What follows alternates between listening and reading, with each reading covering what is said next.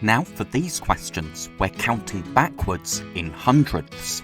So we have 0.24, 0.23, then 0.22. So what are the next 7 numbers in this sequence? Well, we're counting back in hundredths, and you can see that counting back in hundredths is very similar to counting back in ones. There's only one thing that we need to change. 0.20 is usually just written as 0.2.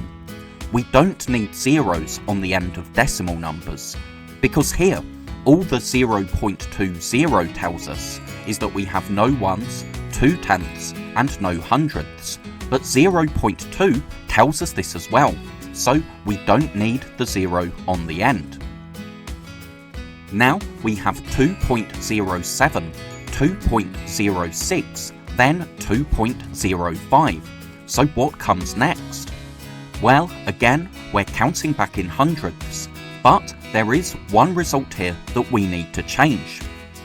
2.00 can just be written as 2. If you have a decimal point and then zeros on the end of a number, you just have a whole number. So instead of 2.00, we can just write 2.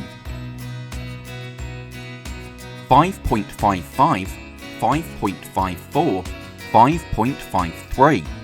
So again, we're counting back in hundredths.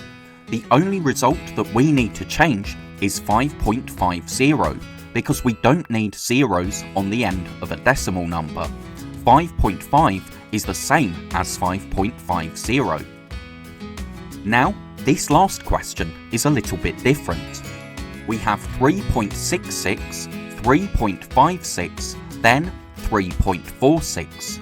So this time, the hundredths digit is staying the same, and we're counting back in tenths.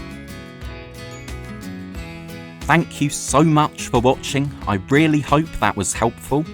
If you're a teacher or a parent, then please subscribe or go to keystage2maths.com to download resources for this lesson and many more. That's all for now. I'll see you in the next video.